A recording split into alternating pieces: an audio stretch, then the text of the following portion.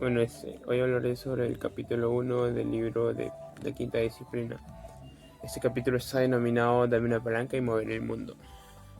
Para empezar, debemos dejar de tener un enfoque de que el mundo está compuesto por fuerzas separadas y desconectadas, lo cual es lo contrario. La globalización ha logrado muchas cosas y el mundo cada vez está más conectado, cada vez ya sea por internet o por vías terrestres, vías aéreas, etcétera. Bueno, logrando encajar ese enfoque que debíamos de tener, que debemos de dejar de pensar, vamos a lograr entender qué es una organización inteligente. Una organización inteligente compuesta por integrantes donde la actitud se sobrevalore, donde el trabajo en equipo sea mucho mayor y donde se vincule mucho más con el aprendizaje. Esto es muy importante porque los negocios, al ser más complejos, al ser más dinámicos, se van a vincular demasiado con el aprendizaje y eso ya no va a depender de que uno solo aprenda, sino que todo el conjunto aprenda. Por lo cual, las personas van a tener que aprender a aprender en equipo. Bueno, pero esas organizaciones inteligentes se van a diferenciar de las organizaciones tradicionales autoritarias debido a 5 disciplinas. Los ingenieros dicen que se ha inventado una nueva idea cuando se demuestra que funciona en un laboratorio. La idea se transforma en innovación solo cuando se puede reproducir sin contratiempos, a gran escala y a costes prácticos. Pero si la idea no tiene suficiente importancia, solamente pasará a ser una innovación básica. Por lo cual, según esos términos, las organizaciones inteligentes ya se han inventado, pero aún no se han innovado. Y en la ingeniería, cuando una idea pasa de la invención al innovación, en la actualidad hay 5 tecnologías de componentes, en la cual convergen para innovar las organizaciones inteligentes. Bueno, aunque estas tecnologías se desarrollan por separados, van a influir una en cada uno para que el aprendizaje en equipo sea mucho mayor, para que el desarrollo de esta organización sea mucho mejor. Tecnología número 1. El pensamiento sistémico. Es la primera disciplina. Bueno, el pensamiento sistémico nos trata de decir de que cada uno influye sobre el resto.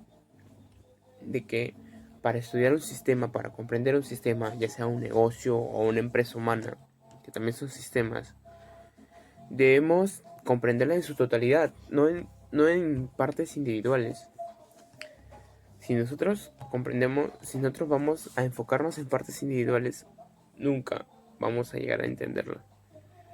Al sistema, el sistema influye todo, o sea, cada parte influye en otra. Y así, una parte influye en otra. Si esta falla, el otro también va a fallar. Si una parte falla, todo el sistema fallará.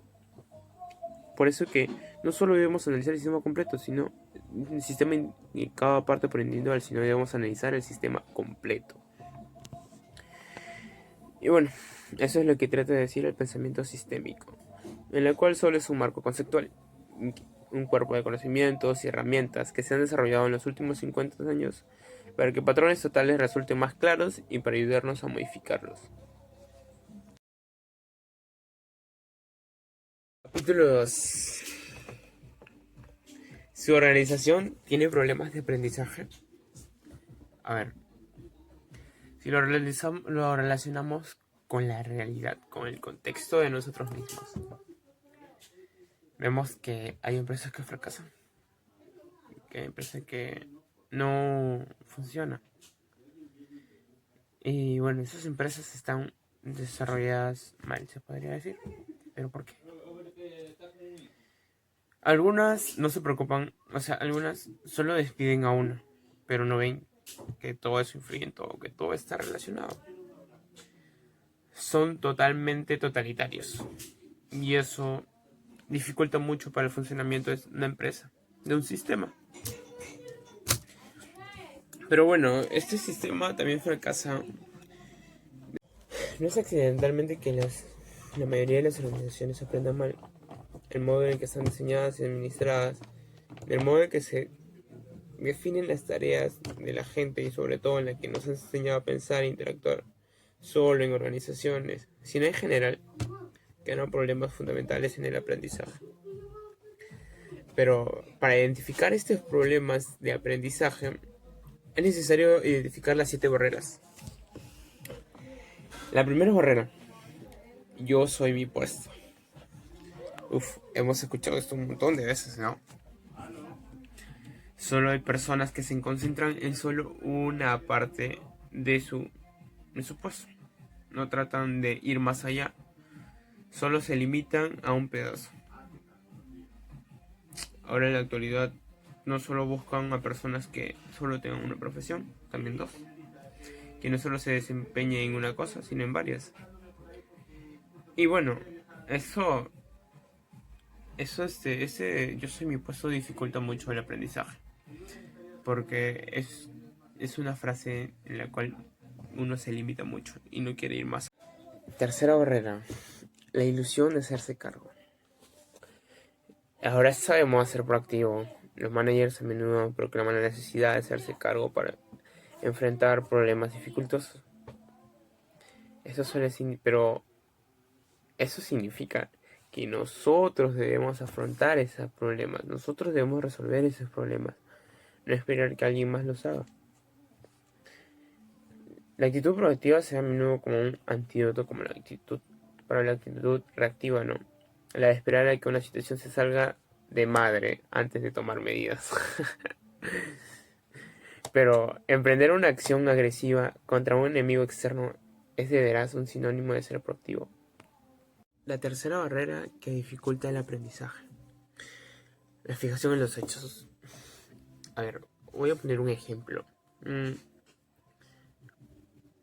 Dos niños están peleando. Uno le pega al otro. Se están agarrando a golpes. Pero como adultos, y dos personas adultas tratan de separarlos. Un niño le explica, le dice: yo le pegué porque él me quitó la pelota. El otro dice: pero yo le quité la pelota porque no me quiere prestar su plano. Y el otro dice: yo no le presté mi plano porque le rompió las hélices. Los adultos solo dicen: vaya, solo trátense de llevarse bien. Pero sería distinto si nosotros explicamos nuestros enredos, ¿no? Nos basamos en hechos obvios, en hechos poco fáciles. Pero el aprendizaje generativo no se puede sostener en una organización si el pensamiento de la gente está dominado por hechos inmediatos. Si nos concentramos en los hechos, a lo sumo podemos decir un hecho antes de que ocurra para tener una reacción óptima, pero no podemos aprender a crear. La parábola de la rana hervida. A ver, vamos a explicar qué es la parábola de la rana hervida. Para empezar, la premisa es de que si a una rana le ponemos en agua hervida, en agua caliente, esa rana saltará y no se morirá. Pero si a una rana le ponemos en agua tibia y lo vamos elevando lentamente, gradualmente la temperatura, esta se cocerá hasta que muera, ¿no? Muy bien, ¿qué aprendemos de eso? Muchas veces, como un sistema, se fijan solamente en las amenazas mayores, las amenazas más grandes, pero no se fijan en las amenazas más pequeñas que podrían ser fatales para todo sistema, para el desarrollo, que nos podría llevar incluso hasta la quiebra. Por eso, para aprender a ver procesos lentos y graduales, tenemos que aminorar nuestro ritmo frenético y prestar atención no solo a evidente, sino a lo sutil. Claro, eso.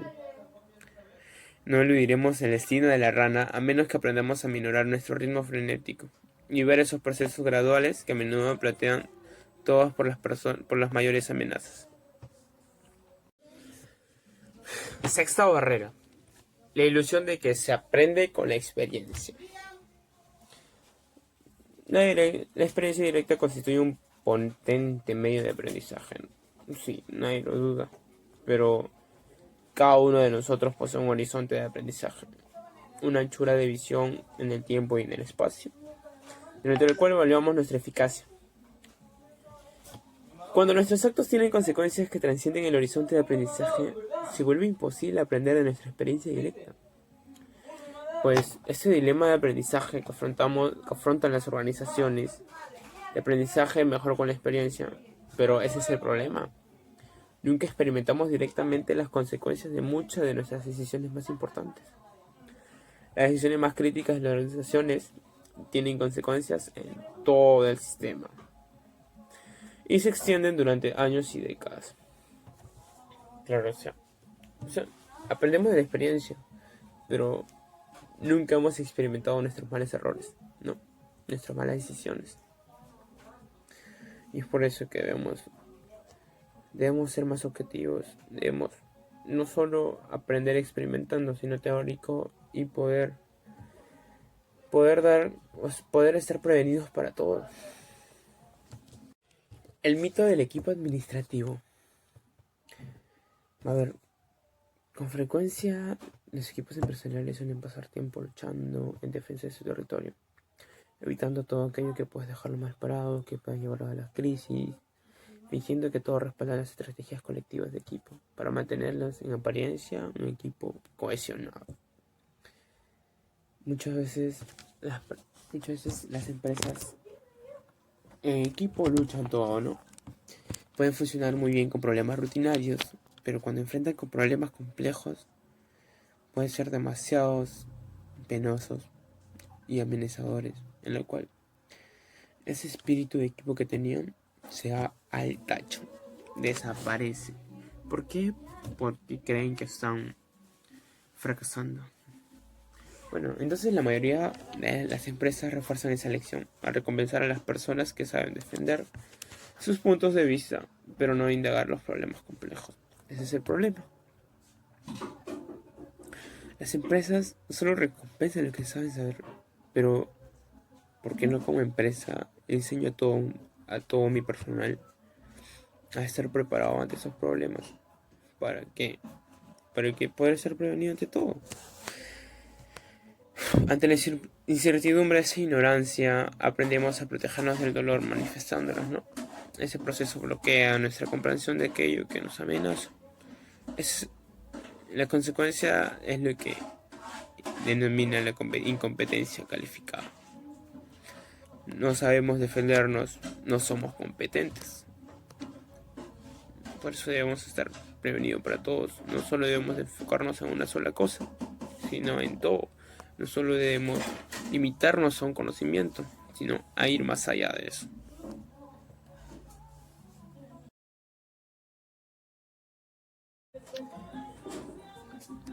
Capítulo 3. Prisioneros del sistema o prisioneros de nuestro pensamiento. Ese capítulo está basado en el experimento denominado el juego de la cerveza, que igual ya se realizaba mucho antes.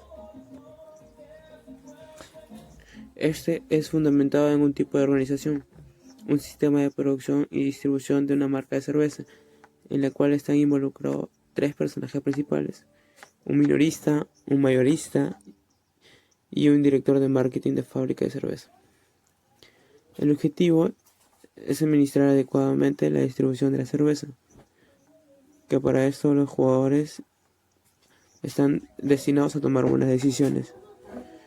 Bueno, el minorista le compra al mayorista, en la cual distribuye distintas marcas de cerveza, y a su vez el mayorista le compra directamente el producto al fabricante.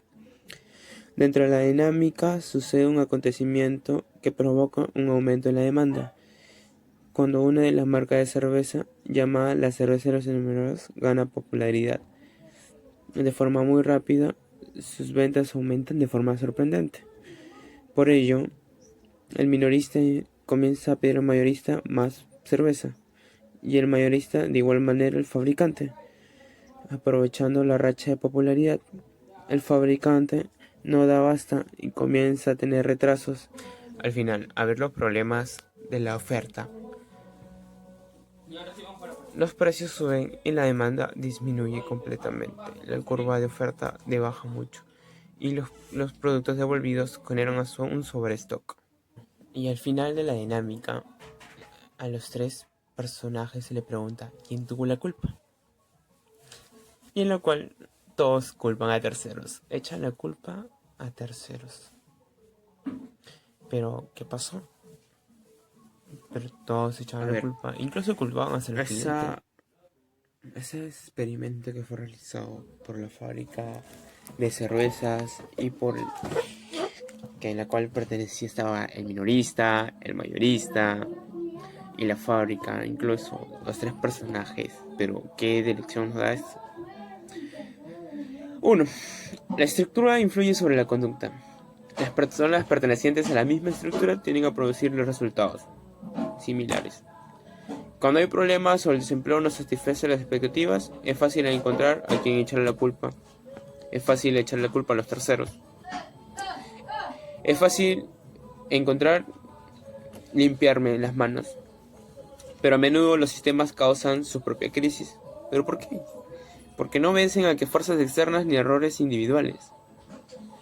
O sea, no se fijan en las demás cosas, solo se fijan en echarle la culpa a un tercero. Y 2. La segunda lección que me trajo es que la estructura de los sistemas humanos es útil. Tendemos a considerar una estructura como consentimiento externo sobre el individuo, pero la estructura de los complejos sistemas vivientes, tal como la estructura de los sistemas múltiples de un cuerpo humano, por ejemplo, el cardiovascular, el neuromuscular, alude a interrelaciones básicas que controlan la conducta. En los sistemas humanos, la estructura incluye el modo de tomar decisiones, las políticas cooperativas, mediante las cuales traducimos percepciones, metas, reglas y normas en actos. El tercer punto es en que el punto del apalancamiento a menudo se descubre mediante nuevos modos de pensar. Los sistemas humanos, la gente a menudo goza de una influencia potencial, que no ejerce porque se concentra solo en sus propias decisiones e ignora decisiones que afectan a los demás. En el juego de la cerveza, los jugadores tienen la capacidad de eliminar la inestabilidad extremas, que invariablemente se presentan, pero no lo consiguen porque no entienden cómo crean esa inestabilidad.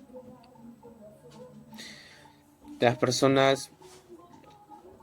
El otro problema es que me vino a la mente, otro punto también que me vino a reflexionar mucho, es que no solo nos fijamos, como la parábola de la rana, solo nos fijamos en una amenaza grande, pero no nos fijamos en una amenaza pequeña que podría ser vital para el funcionamiento del sistema. Pero bueno, este capítulo también nos habla que la estructura influye sobre la conducta. Cuando pertenecemos a un mismo sistema, las personas, a pesar de sus diferencias, suelen producir resultados similares, porque trabajan en equipo.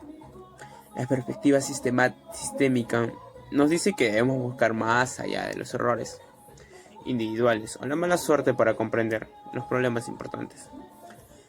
Debemos mirar más allá de las personalidades y los acontecimientos. Debemos examinar las estructuras que modelen los actos individuales y crean las condiciones que posibilitan cierto tipo de acontecimientos, como dice Doña Meadows, ¿no? Experimentamos a una presión profunda y diferente cuando empezamos a ver que el sistema causa su propia conducta. Pero también tenemos problemas de aprendizaje en nuestros modos de pensar, como algunos actos que convienen a su posición, las personas no ven cómo ellos afectan las posiciones de los demás. No practican para nada la empatía. Solo piensan en sí mismo. Pero eso es fatal, ¿no? Para las relaciones con los demás. Bueno, en consecuencia, cuando surgen problemas, se apresuran a culparse entre sí. Se lavan las manos al toque. Y cuando se vuelven proactivos y efectúan más pedidos, empeoran las cosas. Como el exceso de pedidos aumenta gradualmente, no preparan en gravedad de la situación hasta que es demasiado tarde. No vemos la gravedad de toda nuestra situación. En general, muchas veces no aprendemos de la experiencia porque las consecuencias más importantes de los actos acontecen en otra parte del sistema, y eventualmente regresan para crear los mismos problemas que aquellos atribuyen a otro. Los equipos que ocupan las diversas posiciones, suele haber 2 o 3 o 4 individuos por posición, se concentran en culpar a los demás jugadores por sus problemas, arruinando toda oportunidad de aprender en la experiencia ajena. Las conclusiones más profundas del juego de la cerveza que puedo obtener yo es de ver cómo estos problemas de aprendizaje están relacionados con modos alternativos de pensar en situaciones complejas. Para la mayoría, la experiencia general del juego es profundamente insatisfactoria, porque es puramente... Capítulo 6. Configuraciones naturales. Patrones que controlan acontecimientos. En este capítulo nos hablan mayormente de los arquetipos sistémicos, pero ¿qué son los arquetipos? Primeramente, son los que contemplan desde una perspectiva más amplia de conocimiento, denominado pensamiento sistemático. Para poder alcanzar un punto de apalancamiento es importante conocer y desmenuzar los arquetipos del pensamiento sistemático. El primer paso es identificar el proceso compensador. Para identificarlo sería conveniente preguntarnos qué está mejorando y qué acto produce cambios en las mejoras. El segundo paso es identificar el factor limitativo, que es analizar cuál es la acción decreciente y qué factores intervienen en él. En este capítulo nos hablan de dos arquetipos. El primero sería los límites del crecimiento y el segundo sería desplazamiento de la carga. Y primero vamos a hablar de límites de crecimiento. En los casos del límite de crecimiento hay un proceso reforzador de crecimiento o perfeccionamiento que opera por sí mismo durante un tiempo. Luego se topa con un proceso compensador, que ya ese crecimiento que estaba, ya literalmente ya no va, ya no crece, sino se queda estancado, como fuera una meseta. Y ya después viene un proceso que produce, disminuye, incluso se detiene el crecimiento, haciendo que varias empresas puedan perder sus ganancias y por ende puedan cerrar o declararse en bancarrota. Un ejemplo muy claro que da este arquetipo en este capítulo sería, por ejemplo, una organización de alta tecnología que crece deprisa a causa de su habilidad para introducir nuevos productos. Al crecer los nuevos productos, crecen los ingresos, por ende crece el presupuesto de investigación y desarrollo y crece el personal de ingenieros e investigadores. Incluso puede llegar a crearse otra empresa. Pero ¿qué pasa? Que ahora que es tan pedida, como crece sus ganancias, también crece su demanda. Y puede decirse, y en algunos casos las empresas no pueden satisfacer esa demanda. Con lo que finalmente esto produce que las personas ya no quieran comprar sus productos. Y la empresa lo que hace es basarse en publicidad y ya no se basa en crear nuevos productos que innovadores, con lo cual las personas ya no confían en esa empresa y ya no compran ahí, con lo cual la empresa llega a quebrar. Hablando en sí del arquetipo 2 de desplazamiento de la carga, este consiste en que en las empresas cuando hay un problema, ellos buscan una solución rápida, lo que quiere decir que ellos buscan como sanar los síntomas, no el problema en sí. Quieren soluciones rápidas que satisfagan ese problema, pero en sí lo que hacen es solamente aliviarlo por un momento, o inclusive no lo alivian, y tal vez después de un tiempo ese problema empeore y haga que la empresa que vaya en quiebra. El ejemplo que nos pone el libro sería el ejemplo de un ingeniero que tiene problemas con su personal. ¿Y qué hace el ingeniero algunas veces? El ingeniero va a una persona que se especializa en eso, en recursos humanos, por ejemplo, y lo que hace es desplazar su carga de responsabilidad hacia la persona que le está mandando. Esto pasa también, por ejemplo, en algunas personas que tienen sus superiores. Los superiores siempre mandan las cosas que le han dado sus superiores a sus otros superiores y así sucesivamente. Con lo cual esto no soluciona el problema de raíz, sino solamente satisface sus síntomas. Capítulo 7. El principio de la palanca. Aquí en este capítulo nos dice que la clave del pensamiento sistémico es la palanca, que consiste en hallar el punto donde los actos y modificaciones en estructuras pueden conducir a mejoras significativas y duraderas. A menudo la palanca sigue el principio de la economía de medios, buscando el lugar donde los mejores resultados no provienen de esfuerzos en gran escala, sino de actos pequeños y bien focalizados. También nos relata que el propósito de los arquetipos sistémicos es ayudar a ver esas estructuras y así hallar el punto de apalancamiento, especialmente entre las presiones y correntadas de las situaciones empresariales reales. Aquí también este capítulo nos pone un ejemplo, por ejemplo la empresa WonderTech, que era una empresa de innovación que sacó un ordenador. Ese ordenador era una cosa innovadora, la gente lo pedía, era muy demandado y después de eso empezó a ganar, a ganar dinero, con lo cual aumentó sus inversiones para la empresa. Pero ¿qué pasó? Que la empresa no satisfacía la demanda que había en sí. Había mucha demora. A veces los productos que tardaban 4 semanas, a veces duplicaban, tardaban 8. Y a veces tardaban 12, 14 y 16 semanas. Lo que ocurrió es que la gente se hartó. Ya no pedía lo que no recibía. Porque mucho era el tiempo de espera de los... Mucho era tiempo de espera que causaba el pedido de esas coordenadores. ¿Y qué pasó? Que la empresa ya no sacaba pedidos y las personas ya no pedían, con lo cual la empresa ya quedó en quiebra. Este, este ejemplo podría decirse que es casi igual al ejemplo del juego de la cerveza, aunque con una variante, ya que literalmente es lo mismo, porque el juego de la cerveza consistía de que la cerveza, del amor que no sé, que a veces no llevaban los pedidos, hacían más pedidos y al final ya no hacían ningún pedido. Esa casi es igualito así, que hacían pedidos de ordenadores, seguían pidiendo y al final no recibían nada. Es casi lo mismo, pero en este caso es poco más complejo y es un poco más para explicar porque sí, aquí sí explica los arquetipos sistémicos de cómo fue impulsado, cómo llegó a un estancamiento y cómo se fue abajo la empresa.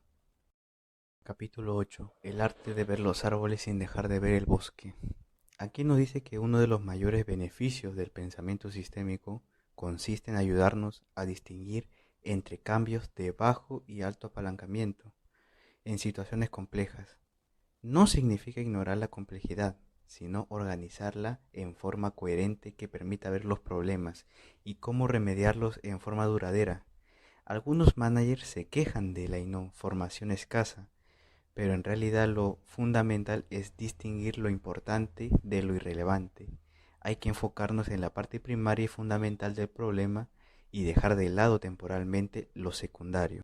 Pues si vemos lo superficial del problema y se le resuelve con una respuesta inmediata, no se llega a diagnosticar la raíz del problema y este círculo prevalece hasta que sea demasiado tarde. El capítulo mm, presenta un caso muy particular de People Express, donde claramente se manifiesta esto y determina que con una adecuada toma de decisiones políticas e innovadoras en el área de recursos humanos y un ingreso oportuno, la clave del éxito será duradero. Capítulo 9. Dominio personal. En este capítulo nos dice que si las organizaciones y las personas aprenden a través de personas que a su vez siguen aprendiendo, esto se vuelve un aprendizaje colectivo. Las organizaciones aprenden a través de individuos que aprenden. El aprendizaje individual no garantiza el aprendizaje organizacional, pero no hay aprendizaje organizacional sin aprendizaje individual. El dominio personal es la expresión usada para la disciplina del crecimiento y aprendizaje individual. De la búsqueda que hace el individuo del aprendizaje continuo surge el espíritu de la organización inteligente. El dominio personal significa abordar la vida en forma creativa y no meramente reactiva. Cuando ésta se transforma en disciplina, encarna dos movimientos subyacentes.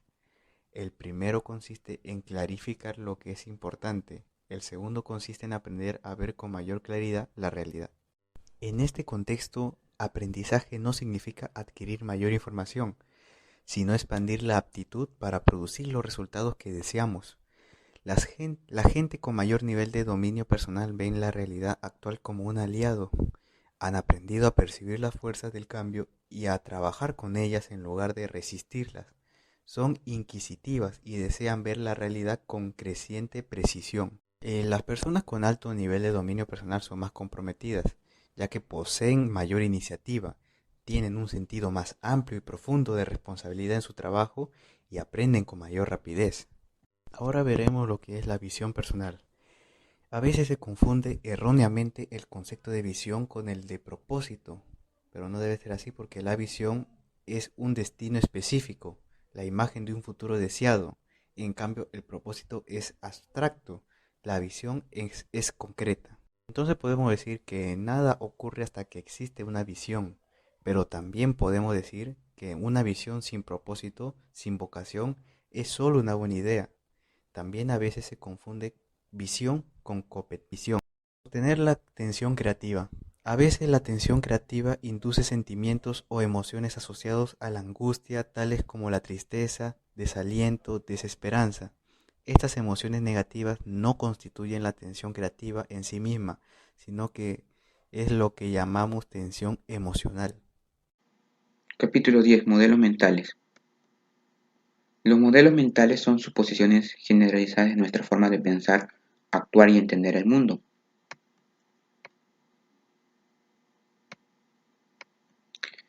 Algunas de nuestras ideas fracasan aunque éstas sean las mejores, porque en muchas de las ocasiones no se ponen en práctica o bien no se disponen para realizarse. Si esto no se toma en cuenta, se quedará como una simple idea y no podremos considerarla como un hecho concreto, el cual se realizó y se logró. Es decir, que debemos tomar iniciativas de nuestras ideas, ya que si no las realizamos nunca sabremos el resultado de estas. La nueva perspectiva de los negocios consiste en crear estrategias competitivas para ser diferentes ante las demás empresas del mismo ramo, y la clave está en desarrollar habilidades mediante el uso de modelos mentales compartidos. Es decir, las organizaciones hacen uso de los modelos mentales para impulsar la adopción de ideas nuevas, originales e innovadoras que les permita diferenciarse de otras empresas en su forma de pensar y actuar. Hanover nos revela aportaciones acerca de los modelos mentales. Un líder tiene que relacionarse con la mejora continua en sus modelos mentales. Es decir, un líder tiene que mejorar continuamente sus habilidades para poder llegar a los miembros de una empresa. Los modelos mentales deben guiarnos hacia las decisiones autónomas. Es decir, los modelos mentales nos sirven como una guía para tomar decisiones, sean correctas o incorrectas, pero serán propias. Los modelos mentales tienen que adaptarse a cualquier situación y ámbito. Es decir, los modelos mentales deben adecuarse de acuerdo a la situación o contexto que se está viviendo en la empresa.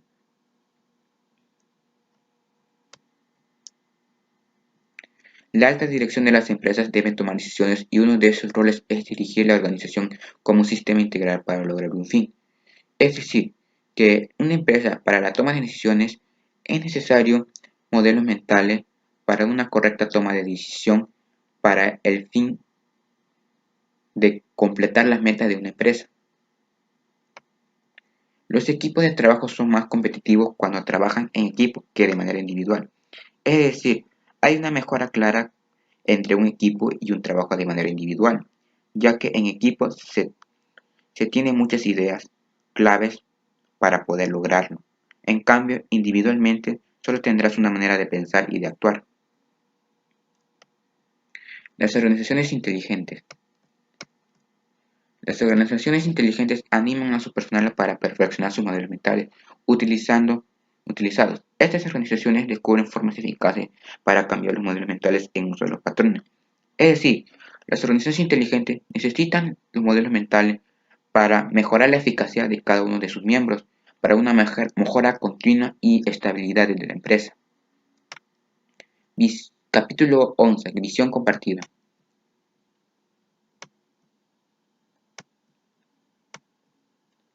Una visión compartida no es una idea que se tiene que imponer dentro de una organización, más bien debe ser una fuerza que una a las organizaciones, que genere una unión consistente. Este resultado se da porque existe un compromiso con la visión a tal grado de modificar las ideas, pensamientos y actitudes individuales con el fin de alcanzar metas colectivas.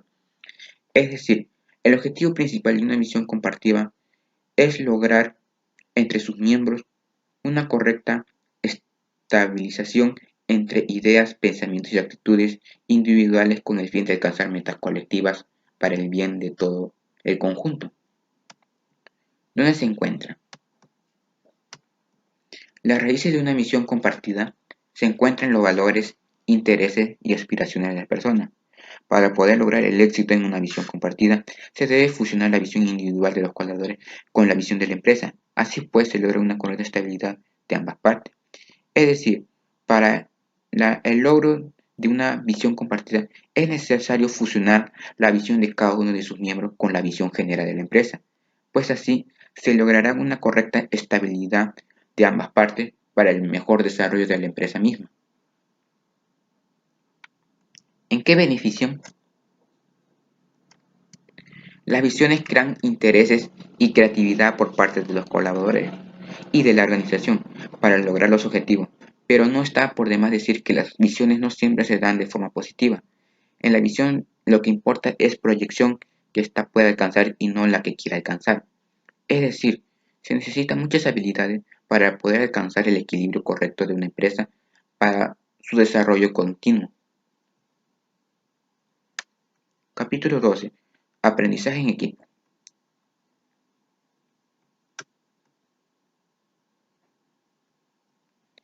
El aprendizaje en equipo es el proceso de que las acciones y capacidades de una empresa para dirigir trabajen a la par. Si esto no llegara a suceder, el aprendizaje se convierte solo en acciones. Es decir, el aprendizaje en equipo se centra principalmente en dirigir las acciones y capacidades de cada uno de los miembros de una empresa para el correcto desarrollo de esta. Desafortunadamente, no existen caminos perfectos. Por lo tanto, lo ideal ante una problemática es tomar una decisión para aprender de ella. Es decir, que cuando se presenta una problemática es necesario tomar una decisión inmediatamente, sea esta la correcta o incorrecta, pero al final nos ayudará a crecer como persona y aprender de ella. Tiene tres dimensiones. 1. La necesidad de pensar con astucia cuando los demás son complejos. 2. La necesidad de acciones innovadoras y coordinadas. 3. La necesidad de compartir prácticas y habilidades nuevas. Principal importancia. La principal riqueza que puede existir en un equipo es la diversificación de ideas, y al detectar la idea se debe poner en práctica. Las bases para un buen desempeño son el diálogo y lo claro que pueda ser un mensaje. El aprendizaje en equipo es un tema exhaustivo y es la regla central de las organizaciones inteligentes. Es decir, el aprendizaje en equipo toma un rol muy importante en las decisiones de una organización inteligente, ya que nos permite poner en práctica el diálogo que es entre cada uno de sus miembros para el correcto desarrollo y estabilidad de las empresas. Capítulo 13. Apertura.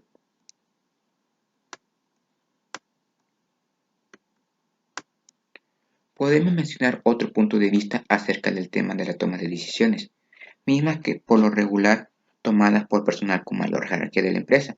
En el tema de las políticas internas se dan situaciones como cuando el creador de una idea es más importante que la idea misma. Es decir, que ante la resolución de un problema que se presenta en una empresa, la idea no es tan importante como el creador, pues la idea se guía de la idea propia del creador, o sea que el creador tiene más amplitud y conocimiento para poder resolver conflictos o problemas de manera óptima y concreta. Apertura participativa y apertura reflexiva. Cuando se tiene una iniciativa y esta se pone en práctica, primero se deben modelar nuevas estrategias haciendo uso del diálogo.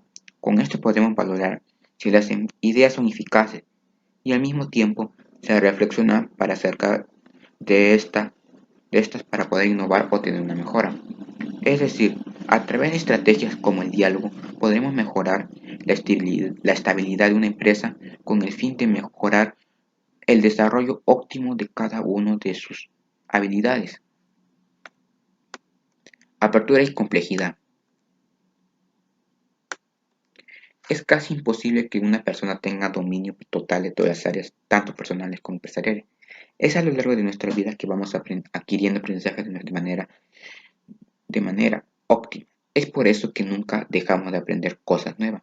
Es decir, nunca podremos aprender todo lo que existe en la vida real, porque cotidianamente vamos conociendo nuevas ideas que nos permiten tener un mayor alcance de conocimiento para un fin estable y objetivo ante las resoluciones de problemas para una empresa o tanto en la vida personal como grupal. Esencia. La esencia de la apertura es tener mente abierta a las nuevas e innovadoras ideas y de esta manera enriquecemos cada día de nuestras ideas, tanto a nivel personal, profesional y laboral. Esto mismo se puede aplicar en las empresas. Es decir, la esencia se radica en que mejoremos tanto a nivel personal como profesional y laboral, con el fin de lograr el desarrollo óptimo para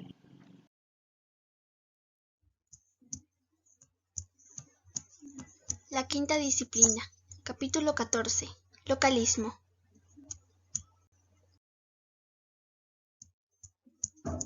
En el capítulo 14 nos habla de los principios fundamentales del localismo.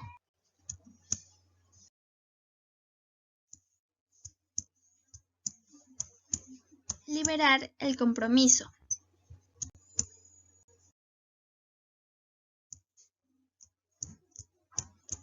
Dar libertad de actuar.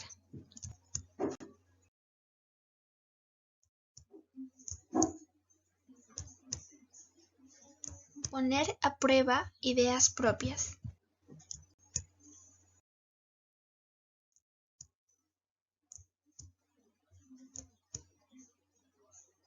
Ser responsable de los resultados de nuestros actos.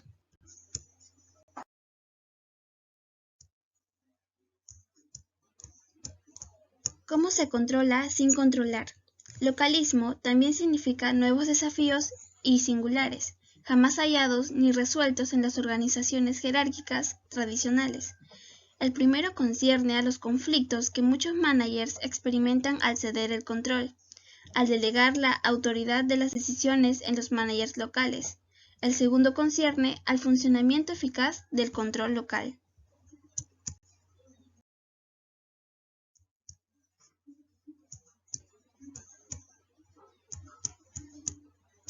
La ilusión de ejercer el control. En las organizaciones jerárquicas, los líderes imparten órdenes y los demás las cumplen, pero impartir órdenes no equivale a ejercer el control. El poder puede estar concentrado en la cima, pero disponer de poder para tomar decisiones unilaterales no es lo mismo que cumplir los objetivos.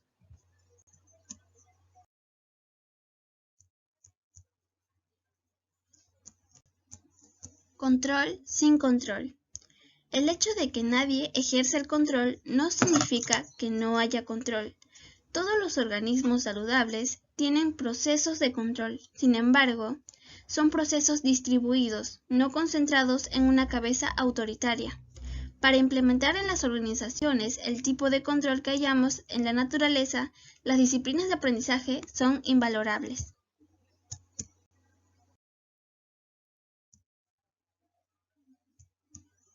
El nuevo papel de la administración central. El desplazamiento hacia las organizaciones controladas localmente no estará completo hasta que se aclare el nuevo papel de administración central. Uno de los métodos más importantes para acelerar el aprendizaje y difundir modelos mentales compartidos entre los managers locales es el dominio de micromundos.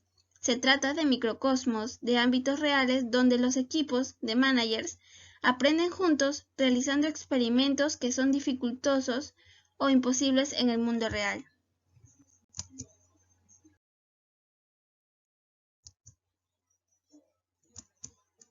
Tolerancia.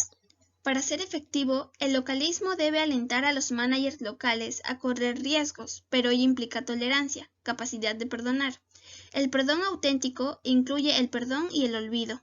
A veces las organizaciones perdonan en el sentido de que no despiden a quien comete un error, pero el hierro siempre pesa más como una sombra sobre el ofensor.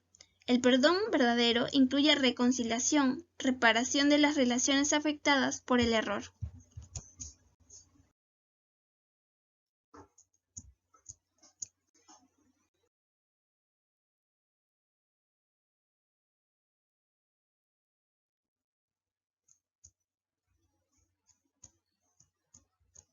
¿Cómo crean los ejecutivos el tiempo para aprender?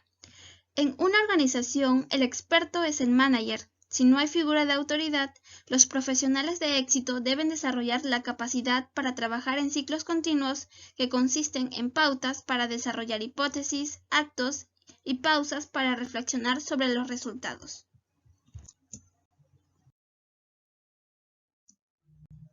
La quinta disciplina, capítulo 16. Finalizando la guerra entre el trabajo y la familia.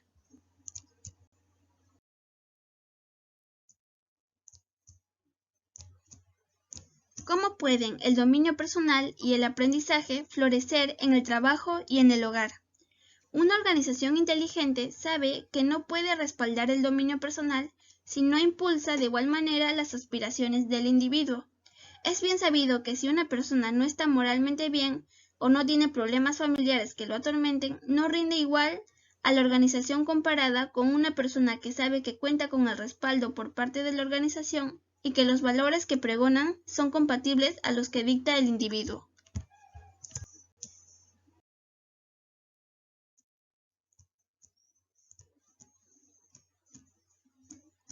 La estructura del desequilibrio familia-trabajo. La empresa debe buscar la manera de estabilizar esta situación. Es por eso que las empresas grandes proporcionan prestaciones que fortalecen el vínculo con la familia y por tal razón constituyen centros deportivos o culturales para mantener esa estabilidad y cercanía con las familias.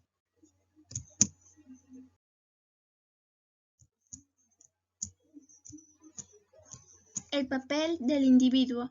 Las organizaciones no son las únicas culpables del desequilibrio entre trabajo y familia.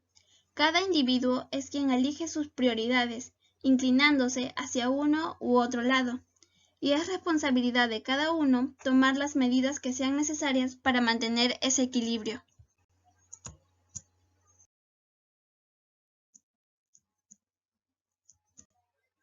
El papel de la organización. Las organizaciones que alientan el desequilibrio entre familia y trabajo a menudo atentan contra sus propios intereses, ya que ese conflicto reduce la eficiencia y la capacidad de aprendizaje de los individuos. La familia constituye un ámbito ideal para el desarrollo del liderazgo en las personas.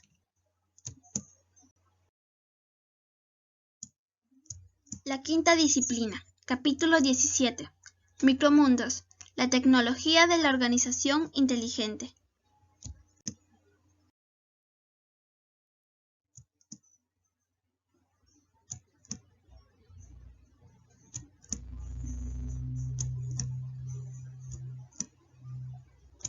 ¿Cómo podemos redescubrir al niño curioso que llevamos adentro? Los micromundos son herramientas útiles para las empresas de cualquier departamento, pues utilizan la simulación para anticipar las posibles variables de los factores o elementos que intervienen en los micromundos. Micromundo 1. Aprendizaje sobre el futuro. El autor expone un caso de ventas en una empresa, donde el objetivo a alcanzar era capturar el mayor número de pedidos como fuera posible, y para ello necesitaba contar con un número considerable de vendedores. Debido a que los pedidos se incrementaban, la empresa se vio en la necesidad de contratar más personal. El resultado fue una mezcla de vendedores expertos con inexpertos, que dada su falta de experiencia, la carga se desplazó hacia la reducción de la productividad.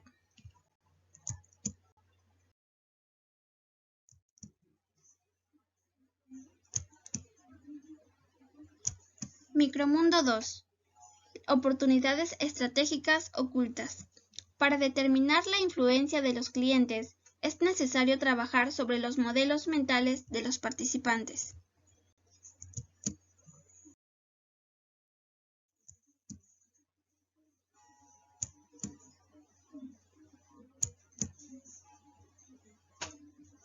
Micromundo 3. Potenciales desaprovechados.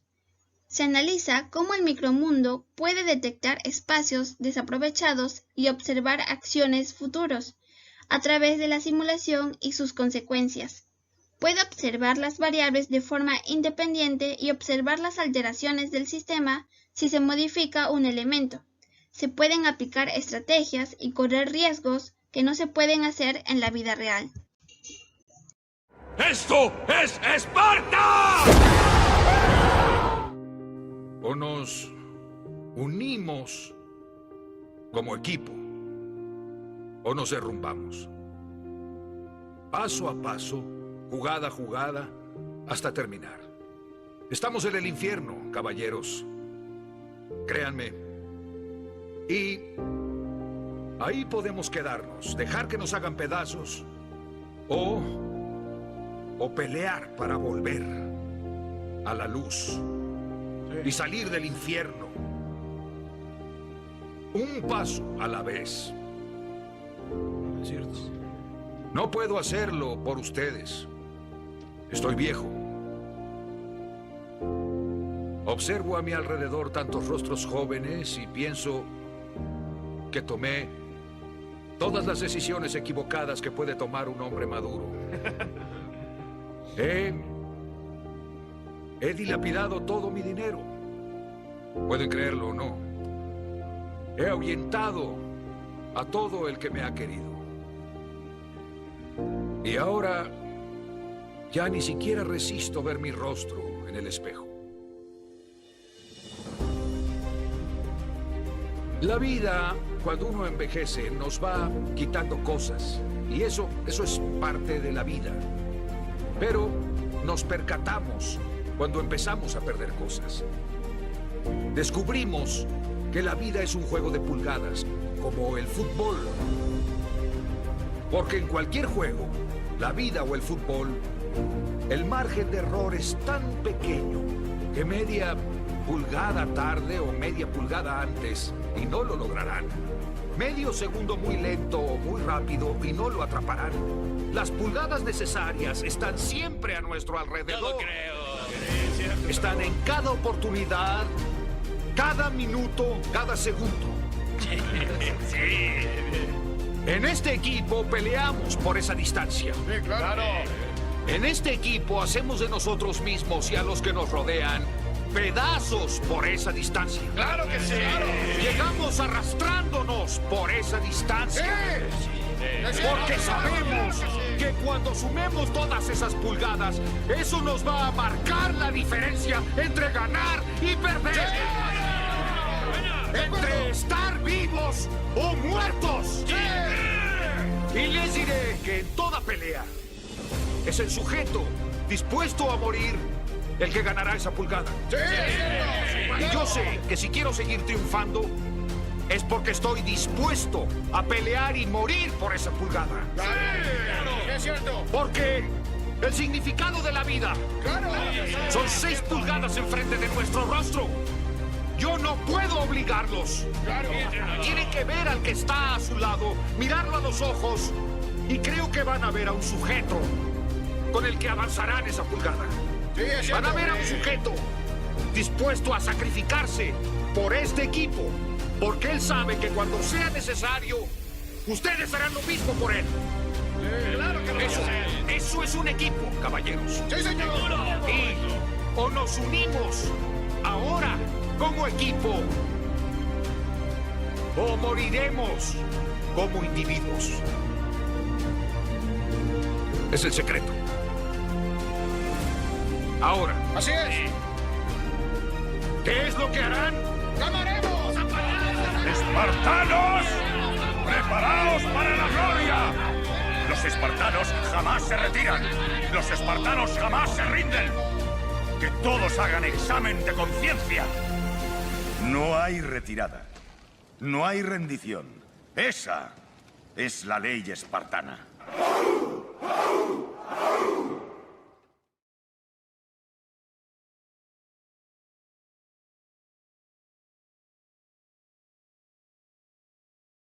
Capítulo 18. La nueva función del líder. En este capítulo hablaremos sobre las características y conocimientos que se necesitan para liderar una organización inteligente.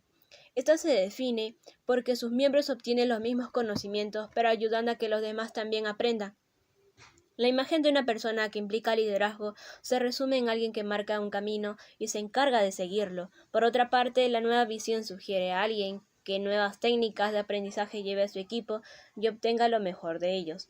El secreto se encuentra si un líder es capaz de ver a su equipo como un todo, encontrar las conexiones y las compatibilidades en cada uno de ellos, de tal manera que se puedan maximizar sus capacidades. La integración de la visión, los valores, el propósito, el pensamiento sistémico y los modelos mentales son las 5 disciplinas que el libro nos sugiere, pero también son las características que un líder con una nueva filosofía debe de tener. Para poder liderar una organización inteligente, pasar de lo rudimentario a lo tecnológico y de esa manera evolucionar como una persona y como organización. Hay un tema que me llamó la atención. Es el líder como mayordomo. Sugiere que un líder debe de tener pensamiento sistémico para ser capaz de detectar los riesgos y cuidar de sus trabajadores para que desarrollen sus capacidades al máximo, ver cómo se relacionan y de esa manera guiarlos por el camino donde se sientan más cómodos. Esta metodología no se implementa muy seguido, solo las grandes compañías que han logrado convertirse en transnacionales son quienes tienen este modelo, ya que utilizan a la gente de distintos países con distintas habilidades y cualidades para generar un mismo resultado. Entonces, ¿por qué las pequeñas y medianas empresas no pueden implementarlo? El líder como maestro es un punto demasiado complejo, ya que una persona puede ser líder no por o qué sabe, sino por la manera que tiene de guiar a los demás. El nuevo milenio, los maestros se han convertido en instructores, solo guiando a las personas que tengan a su cargo. Y esta filosofía debe ser adoptada por las organizaciones para potencializar a sus trabajadores. En resumen de este capítulo nos habla sobre las características que los nuevos dueños deberán de tener en cuenta para poder desarrollar una organización fuerte y sana que se adapte a las necesidades del mercado.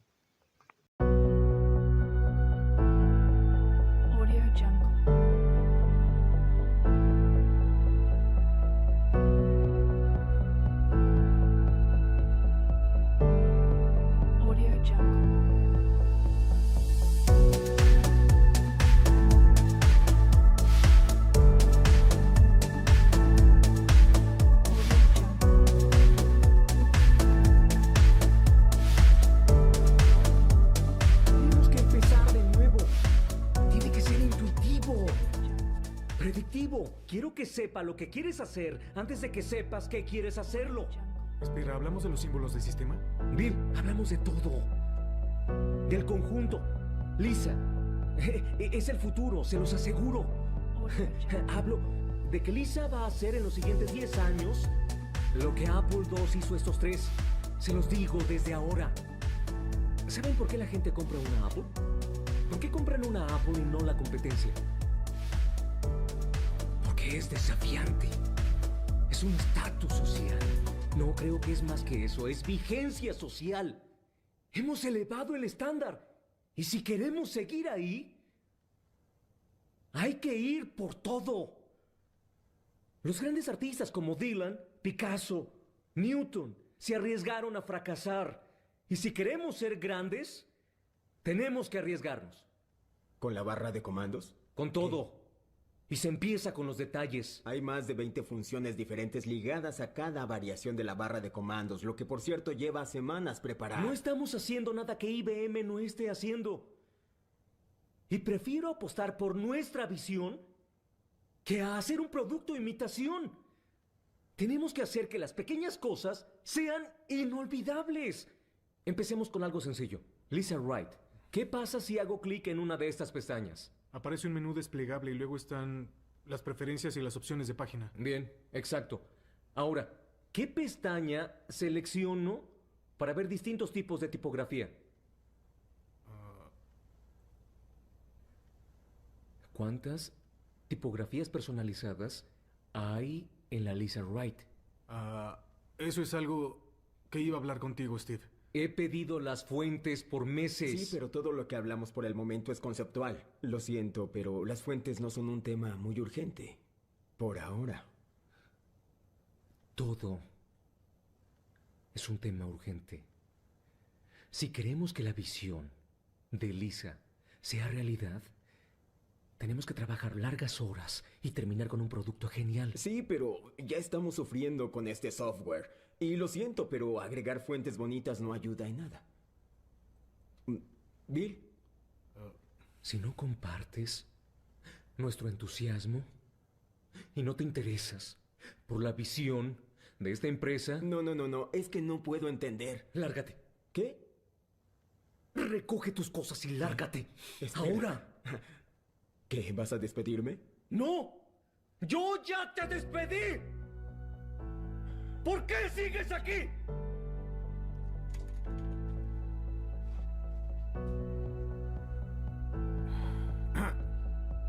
Steve era el mejor programador en la división. Es el mejor programador que no se interesa por nuestra visión. De acuerdo. Sé que no debo comentar esto, pero... ¡Entonces cierra la boca! Lamento interrumpirlo, señor Jobs, pero llegó su abogado. Tiene cita a las 8. Está bien. Quiero ver nuestras instantáneas. De alguna forma logramos diseñar un procesador de texto que no tiene fuentes y no volverá a pasar. Así que pónganlas.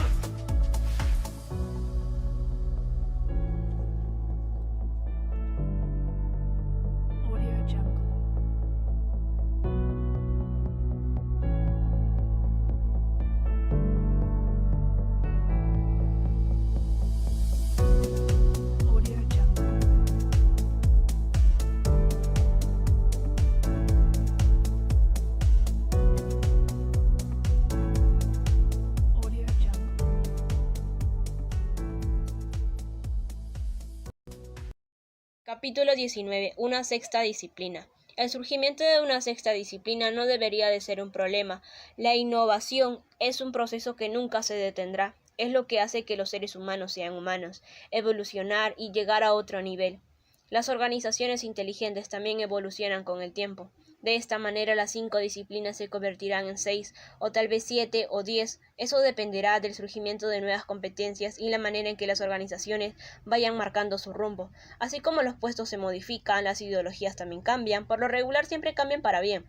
Los nuevos conceptos se van creando conforme el tiempo avanza, los puestos que hoy conocemos como innovadores, las estrategias que hoy implementamos sin tener antecedentes de ellos. Tal vez en un futuro sean un libro como el que estamos leyendo, que se convierte en una de las metodologías más importantes, o quizás sea el de ser percibida. Ahora no nos percatamos de los problemas que nuestras decisiones ocasionan, ya que son ideas nuevas y frescas. En unos años surgirán ideas para solucionar esos problemas, y de esta manera es la que permite crear conocimiento nuevo. Esa es precisamente la premisa de este argumento. El ser humano es curioso por naturaleza, pero no toma en cuenta las reacciones que sus decisiones tienen. A toda acción le corresponde una reacción, como lo cita cierto filósofo. Ahora el surgimiento de nuevos ideales se dará potenciado por el surgimiento de nuevas maneras de pensar. Se debe cuestionar y evaluar.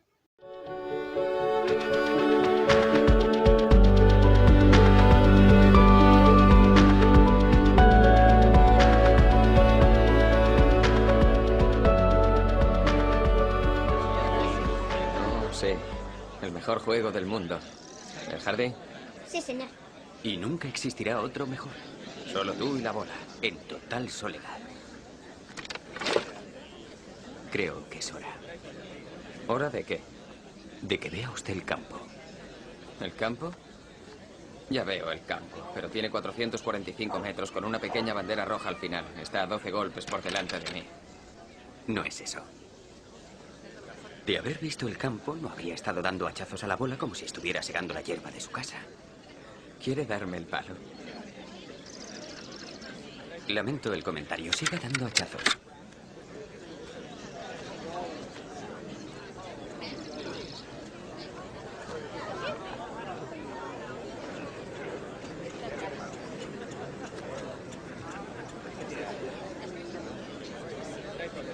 De acuerdo. ¿Qué es el campo? Fíjese en Bobby Jones. Ahora daré un golpe maestro.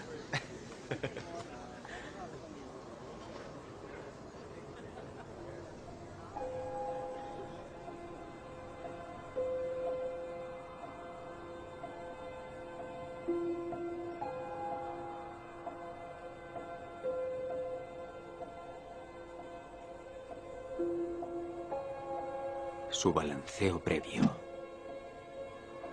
es como si buscara algo. lo encuentra, se asegura de estar justo en el centro. Se concentra. Puede escoger entre muchas formas de golpear. Topar, forrar, hacer un shank. Únicamente hay un golpe que está en perfecta armonía con el campo. Un golpe que es su auténtico golpe. Y ese golpe le va a elegir a él. Hay un golpe perfecto que nos elige a cada uno de nosotros.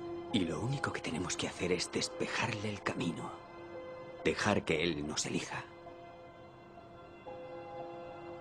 Mírele, está en el campo.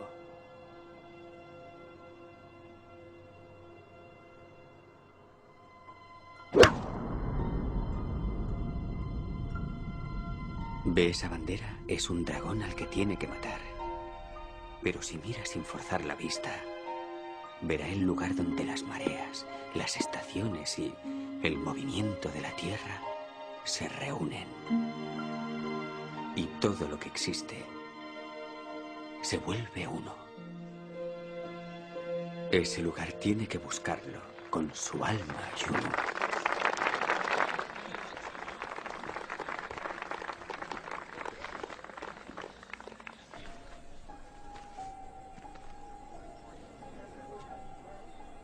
Búsquelo con las manos, no piense en él.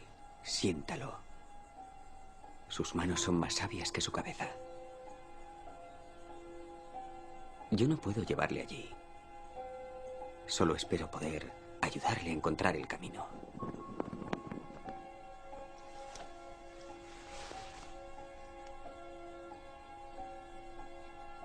¿Está usted? ¿Esa bola? ¿Esa bandera? Y todo lo que es usted, búsquelo con las manos. No piense en él, siéntalo. Lo está mirando, solo siéntalo. Únicamente solo está usted, está en perfecta armonía con él. Esa bola, allí reside su auténtico sur. Esa bandera y todo lo que es usted.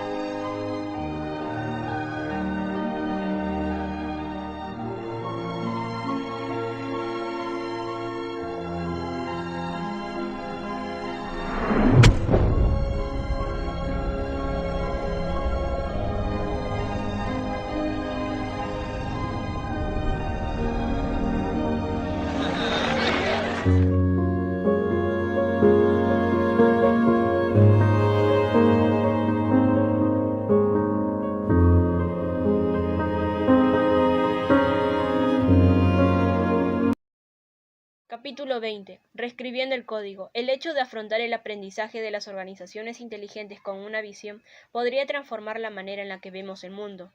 Las disciplinas que nos recomienda este libro harán que veamos el mundo de una manera distinta. A eso se refiere el título de este capítulo. Cuando formamos parte de una organización, estamos involucrando las ideas y valores que tenemos como personas. Aprender una metodología de trabajo también es aprender una metodología de vida. Cuando comenzamos a ver las cosas de una manera distinta, razones con mayor frecuencia, lo que hace que adquiramos una capacidad de pensamiento sistémico que nos facilita la vida. Ahora nuestra profesión nos cambia para bien. Ahí es donde nos damos cuenta que hacemos lo correcto. Las ideas nuevas surgen a afecto y comenzamos a ser unas personas más completas. En el ámbito laboral también debería de haber cambios. Si tomamos una nueva visión de vida, el trabajo se reflejará. Llegando así a un dilema. Mi trabajo me hizo cambiar de manera de ver el mundo. Ahora veo mi trabajo distinto también. ¿Debo cambiarlo? Es por eso que los seres humanos son tan complicados. Los ideales pueden cambiar tan rápido o permanecer iguales toda la vida. La vida es muy compleja, como una organización. Si no nos adaptamos, el sistema nos saca. Y si logramos identificar algo en lo que seamos buenos, podemos obtener buenos resultados, sin dejar de lado las demás cosas. Ahora, según la lectura, un pensamiento es tan capaz de transformar los malos equipos en buenos. Entonces, ¿deberá ser capaz de transformar las malas decisiones en buenas?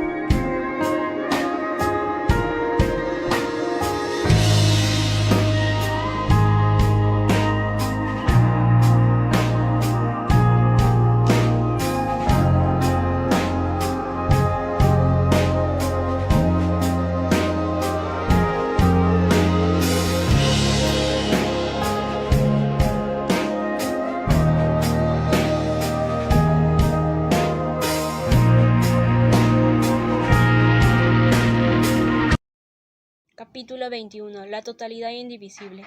Entramos en un concepto muy importante, la totalidad. Se trata de uno de los primeros conceptos que abarca el pensamiento isotérmico. El ver, el todo y sus interrelaciones. Las actividades que involucran una o varias acciones. Las fronteras que trazamos para limitar una actividad. El libro hace referencia a un astronauta, a la manera en que mira la Tierra y atraviesa por un aprendizaje por experiencia.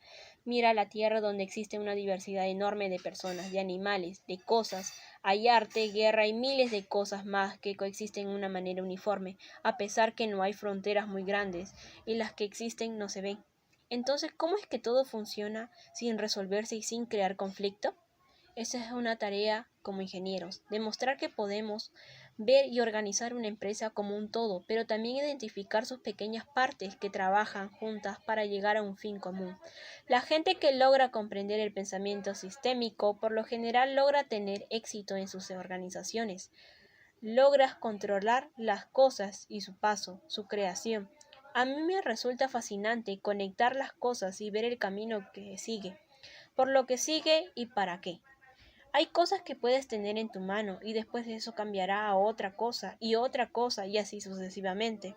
La capacidad que tenemos de crear una rutina, una serie de pasos a seguir continuamente, nos hace perder de vista el horizonte, a cierto punto que parecemos insignificantes en el sistema. Lo que no comprendemos es que no somos una parte fundamental de él. Regresando a la analogía del libro que relaciona al astronauta con la Tierra, si una parte de los organismos que la habitan desapareciera, probablemente y muy seguramente otro más desaparecería, y después otro y así hasta terminar con la Tierra. Esto sucede en las organizaciones inteligentes. Unos dependen de otros para lograr un fin común y poder subsistir en un mundo tan competitivo.